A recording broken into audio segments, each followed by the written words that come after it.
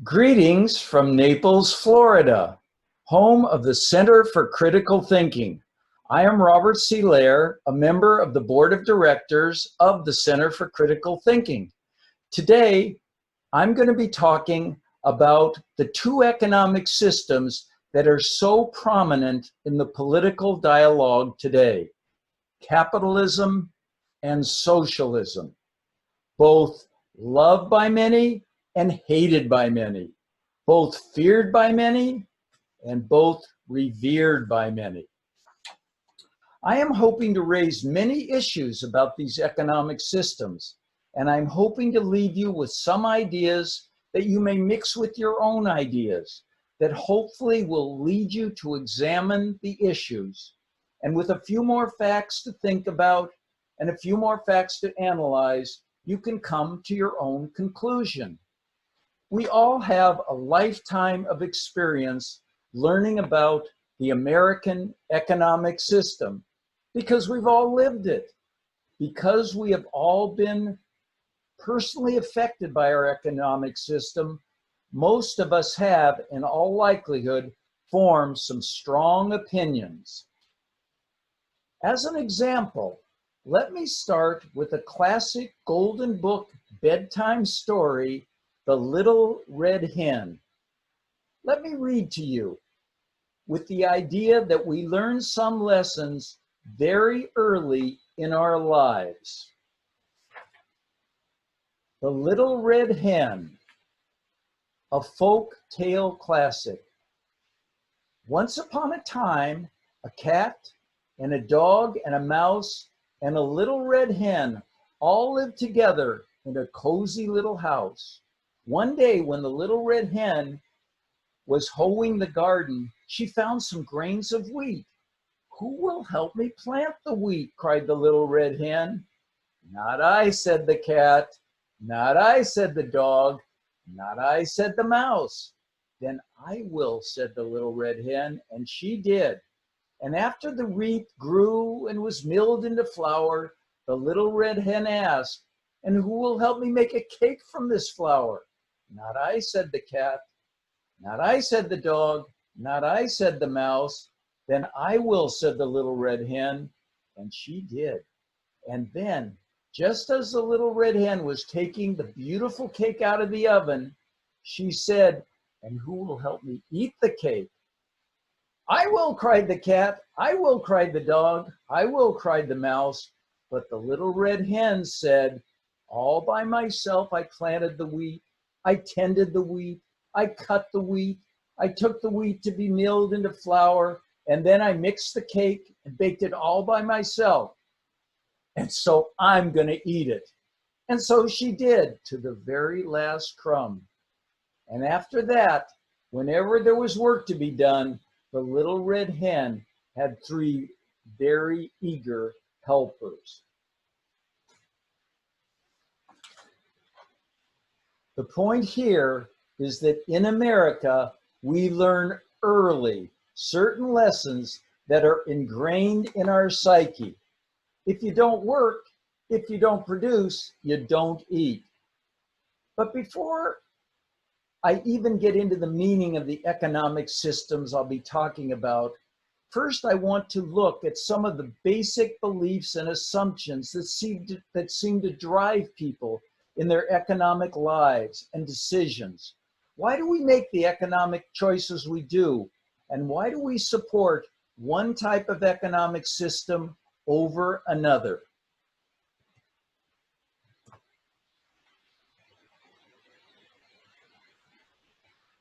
So, the first basic assumption: humans like their possessions, their stuff, whether earned or inherited. They like their stuff. If they work, they like to keep their stuff, their food, their clothing and shelter, and all the little trinkets that go with it. Just like the little red hen. There's nothing new about this. Adam Smith, the Scottish economist best known for his tome Wealth of Nations, written in 1776, believed that humans are fundamentally self-interested in getting those valuable possessions. And how important are those possessions to people? Well, just about every country has military institutions to protect their citizens' possessions. In the past, it was castles and forts, and now it's armies and tanks and ballistic missiles to protect possessions or to take possessions from other people. Another basic, families. Families have been a basic building block in societies going back to clans and tribes, and people like to pass their possessions on to their families and to those people of their choice. Another basic assumption, when people work, they want something back. They want their work coupled with reward. Why should someone get something if they didn't do anything to produce it? And three more basics: security, fairness, and hope. I tie these three together because just about everyone is looking for a system that gives them security and a sense of comfort. Along with this is the idea of fairness, a system that is fair, not rigged for one group or another, where everyone has equal opportunity. And finally, the idea of hope, because without hope, people have little incentive to work toward getting some of those possessions in America. That hope is often grounded in the concept of being able to get ahead. Think about your attitude if you lose hope that something will work out. Think about how your energy wanes if you don't see a light at the end of the tunnel. Starting with these basic concepts in mind, I decided I would try to look at the two systems that are widely discussed today, capitalism and socialism. And I started reading both sides. I started with two general definitions.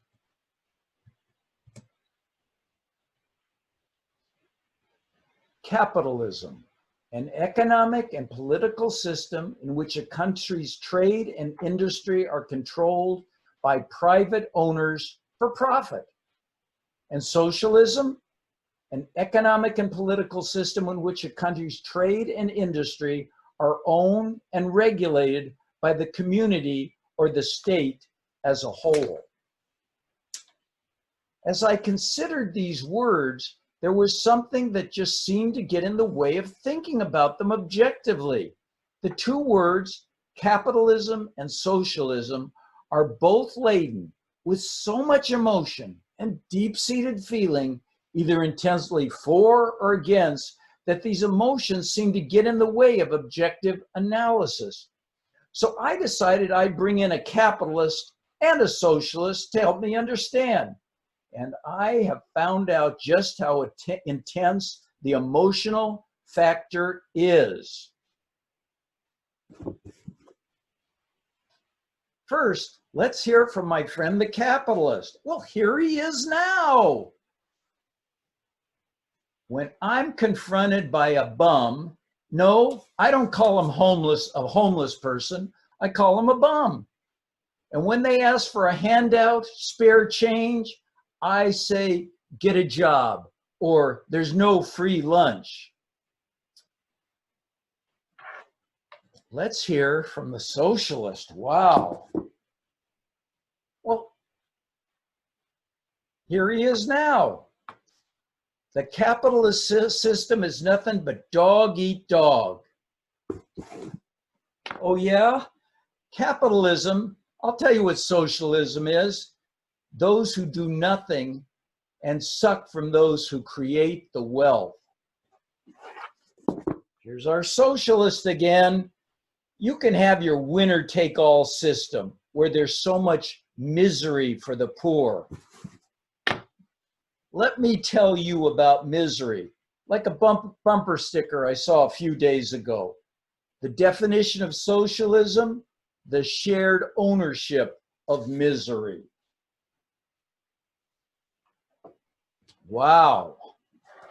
After hearing these two emotional responses, what became more helpful to me was to look at the economic systems on a continuum, from more rules and more government involvement on the left, the so-called cradle to grave economic system of Sweden, to less rules and less government involvement on the right of this continuum, with many places in between. So, there are so many ways to set up an economy and run it. There are different sets of rules to decide how the product of all of the work of the population as a whole gets distributed. Who pays and bears the most of the tax burden? Do we need any rules at all? Let's get back to Adam Smith for a moment. Remember, he believed that humans are fundamentally self-interested in getting and keeping their stuff. He believed that free markets lead to innovation and the production of goods. But he also believed if there aren't some rules reining in that fundamental self-interest, some people will simply dominate others in the economy, ultimately setting up a dominant hierarchy. I suggest that what we have here in America today is somewhere in between more government involvement and less government involvement. We start with a private business system, but there are many exceptions that are not so private. Ownership of the infrastructure is owned by community. Highways, bridges, schools have traditionally been owned by community. Water and electricity are often owned by the community. Then we also have many government programs and rules that affect the private economy, such as the Affordable Care Act, minimum wage, the 40-hour work week, child labor standards, Social Security, unemployment benefits, and of course, the most far-reaching set of rules, the tax system. These are just some of the government programs, to name a few, that affect the private system. So let's take a look at some of the positives and negatives of more government involvement and less government involvement. And to do this, let's get back to hearing from my friend, the capitalist. Look, I am for less government. Just look around at the prosperity. Look around. Look at what the US system has produced. Just look at the huge middle class. The standard of living, even for the poor, has risen. People are not clamoring to leave here to go to other countries, are they? People are clamoring to get into America. The average American is 7 times wealthier than the average Mexican. The average American is 20 times wealthier than the average African. Not a perfect system, but look at the goods at Walmart, available to just about everyone, to the great majority of the people. Here's my socialist friend again. Just look at what US capitalism has produced. The rules of capitalism have created a huge economic inequality. There's something terribly wrong when the richest 1% own 1/3 of the US net worth. Said another way, the top 10% of American families in the US hold 76% of the US wealth. Since 1912, there's been an index measuring the distribution of income and wealth in countries around the world. This index is called the Gini Index, or the Gini Coefficient, named after its creator, Corrado Gini, G-I-N-I. And you know what this index shows? 70% of the countries of the world have more equal income and more equal wealth distribution than the good old USA. Something is terribly wrong with this. Here's my capitalist friend again.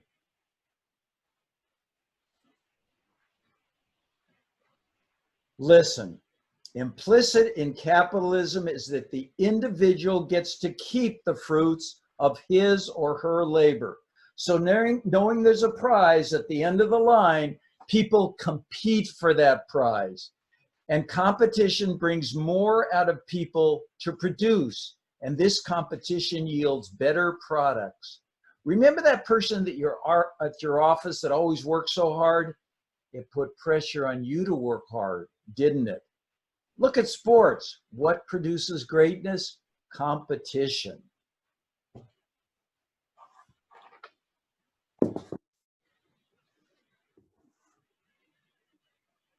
This kind of dog-eat-dog competition rewards the most aggressive and assertive and dominant, and they influence the laws with their power, leading to more inequality.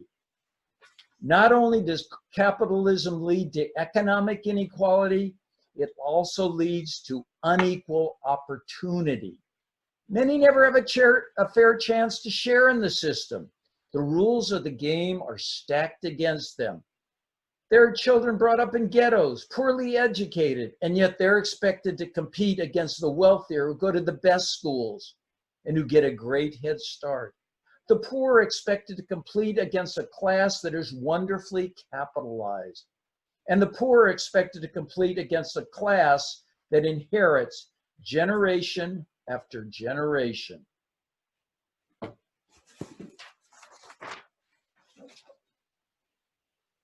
Here's my capitalist buddy again. Let me talk to you about inequality for a minute. People who get huge sums do so because they have unique talents. Jeff Bezos of Amazon employs 650,000 people worldwide.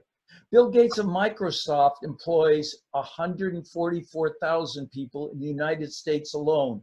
And Warren Buffett of Berkshire Hathaway employs 389,000 people in the US. Sure, these people get more, but look what they produce. And you just can't ignore all those jobs of hundreds of thousands of people and their families.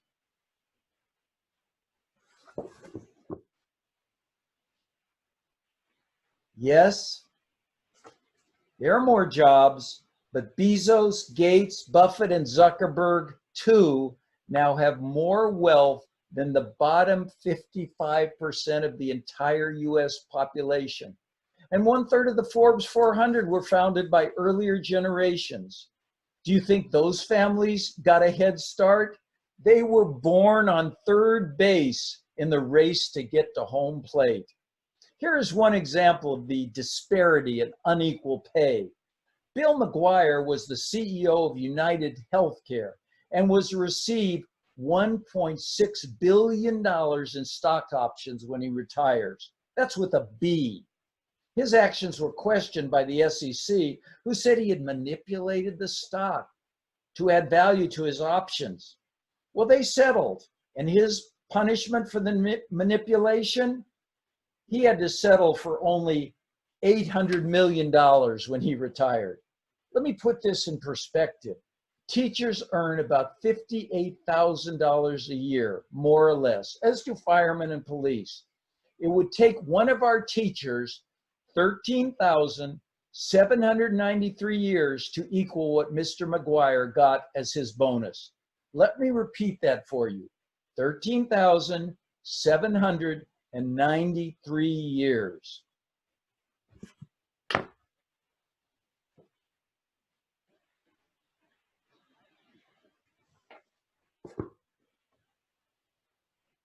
My socialist wasn't quite done. Another way to look at this is to look at the average income of households. From 1979 to 2007, compare the income of the top 1% compared to everyone else. You can see clearly that one group of people, the top 1%, have increased their income in a staggering way.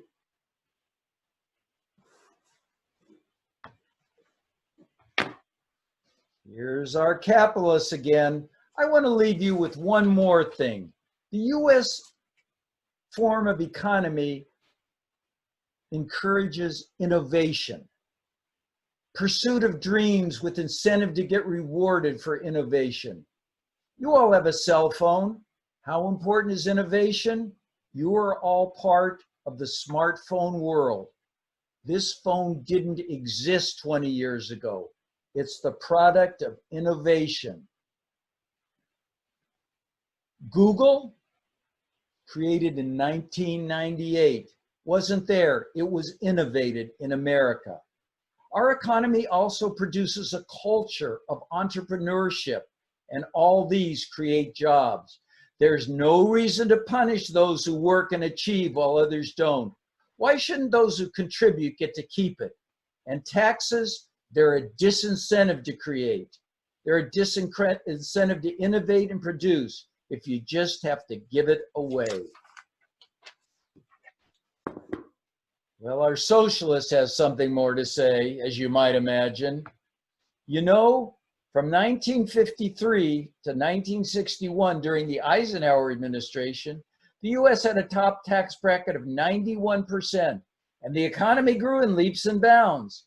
In the present tax system, taking into account local, state, and US taxation, most people pay an average of 25 to 30% in taxes. There is, however, an exception, the super rich, who pay about 20%. So the wealth continues to accumulate in the super wealthy. And with this wealth comes power to influence policy to the benefit of the wealthy.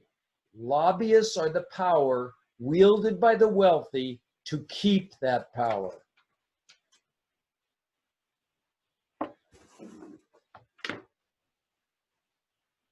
Simply put, let me tell you, there's no clearer lesson in history than that free markets, unencumbered by government regulation, produce a greater wealth for society as a whole, including raising the position of the poorer classes.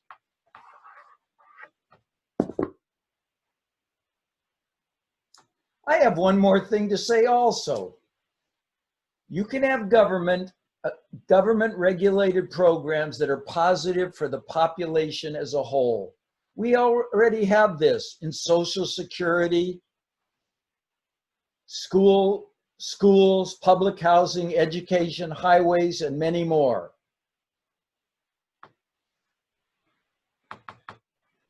If you have an economy that many people feel is fundamentally unfair, where the gap between the rich and the poor is huge and growing and doesn't leave room for real hope of succeeding, and you have a system where people don't have a real hope of ever finding economic security, then those people will not want to be a part of it and will take action for change. As for me,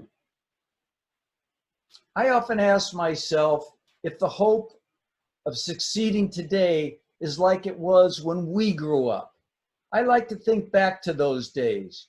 There was a message that if you saved your pennies, they would grow over time and you would succeed financially.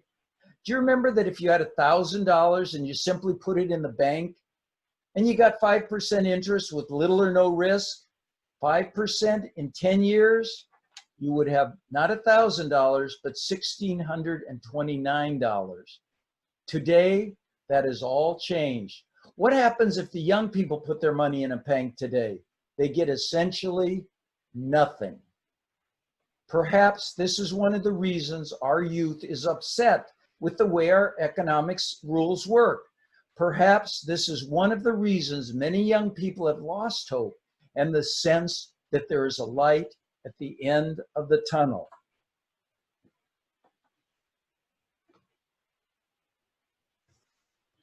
Well, normally I'd be taking questions now, but we can't do that under the present system. I would love to get your input though, and your thoughts and your comments. You can send them to me, Robert C. Lair, by going to our website, Center for Critical Thinking in Naples, Florida. Click on the contact button at the top of our homepage, leave me your message, and I'll get back with you. Thank you for listening, and I hope you picked up a few pieces of information that will help you deal and think about these two economic systems, capitalism and socialism.